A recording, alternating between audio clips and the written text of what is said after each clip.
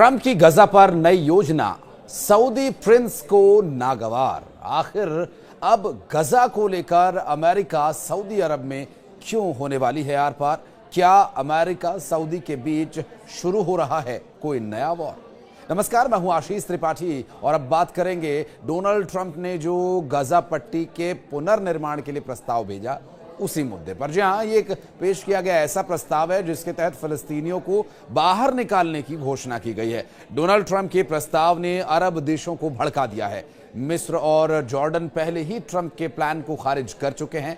वहीं सऊदी अरब भी ये कह चुका है कि फिलिस्तीनियों को लेकर वो किसी भी तरह का समझौता करने के मूड में नहीं है। बताया यह भी जा रहा है कि सऊदी अरब गजा के भविष्य को लेकर एक योजना विकसित करने के लिए अरब देशों की कोशिशों का नेतृत्व कर रहा है। और अब इसका मतलब यह है कि सऊदी अरब गजा पट्टी में डोनाल्ड ट्रंप के प्रस्ताव को रोकने के लिए एक समूह का नेतृत्व कर रहा है। मतलब साफ है कि गजा पट्टी में अब सऊदी के प्रधानमंत्री मोहम्मद बिन सलमान और डोनाल्ड ट्रंप आमने सामने आकर खड़े हो गए हैं। सूत्रों ने बताया कि इस महीने सऊदी अरब की राजधानी रियाद में एक बैठक होने वाली है जिसमें सऊदी अरब के साथ उनके इस बैठक में मिस्र, जॉर्डन और संयुक्त अरब अमीरात के साथ साथ कई और अरब देशों के अधिकारी हिस्सा लेने वाले हैं। और इस बैठक में गजा पट्टी को लेकर नए मसौदे पर चर्चा की जाएगी।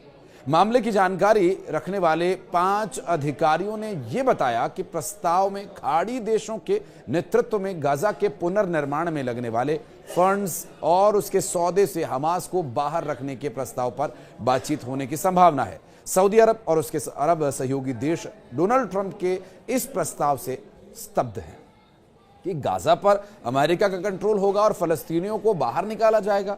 अरब देशों का मानना यह है कि इस प्रस्ताव से फलस्तीनी हमेशा के लिए खत्म हो जाएंगे। उन्हें जॉर्डन और मिस्र में विस्थापित किया जाएगा और फिर वो कभी गाजा वापस नहीं लौट पाएंगे। मिस्र और गाजा ने दो टूक कहा है कि इस प्रस्ताव से अरब देशों में अस्थिरता आएगी। इस बाबत जॉर्डन के किंग अब्दुल्ला ने डोनाल्ड ट्रंप से पिछले हफ्ते मुलाकात भी की थी। तो वहीं मिस्र के विदेश मंत्रालय ने एक बयान में डोनाल्ड ट्रंप के प्रस्ताव को खारिज करने की बात भी कही है। दरअसल सूत्रों ने यह भी बताया कि सऊदी अरब में डोनाल्ड ट्रंप के प्रस्ताव से निराशा और बढ़ गई है। सऊदी अरब का मानना यह है कि यह प्रस्ताव उसके फलस्तीनियों के लिए अलग राज्य बनाए जाने की मांग को ही खत्म कर देगा और इसके अलावा इजराइल के साथ उसके संबंधों के सामान्य होने की दिशा में जो कुछ डेवलपमेंट हुआ था ये उसके भी खिलाफ है। सऊदी अरब, मिस्र, जॉर्डन और अन्य जगहों पर 15 स्रोतों से खबर यह मिली कि अरब राज्यों की तरफ से जल्दबाजी में जो नया मसौदा प्रस्ताव तैयार किया जा रहा है उसके आधार पर एक तस्वीर बनाई जा सके। अरब देशों की कोशिश गाजा पर नया प्रस्ताव बनाकर अमेरिकी प्रेसिडेंट को भेजना है ताकि इसे डोनाल्ड ट्रंप का ही एक प्रस्ताव बताया जा सके। हालांकि इस बात को करने वाले सभी स्रोतों ने अपनी पहचान बताने से इनकार किया क्योंकि वे ये काफ़ी संवेदनशील विषय मानते हैं और अमेरिका से थोड़ा अलग है। लेकिन गाजा पट्टी को लेकर ही मिस्र ने ये भी एक प्रस्ताव दिया जिसमें कि अरब सरकारी सूत्रों के द्वारा बताया गया कि गाजा के भविष्य के लिए कम से कम 4 प्रस्ताव पहले तैयार किए जा चुके हैं। लेकिन अब मिस्र का एक डोनाल्ड ट्रंप के विचार के विकल्प के लिए अरबों की कोशिशों के केंद्र में यह आ रहा है। और मिस्र के 3 सुरक्षा सूत्रों ने यह भी बताया कि मिस्र के प्रस्ताव में गजा पर हमास की भागीदारी के बिना शासन करने के लिए एक राष्ट्रीय फलस्तीनी समिति का गठन का प्रस्ताव दिया गया है।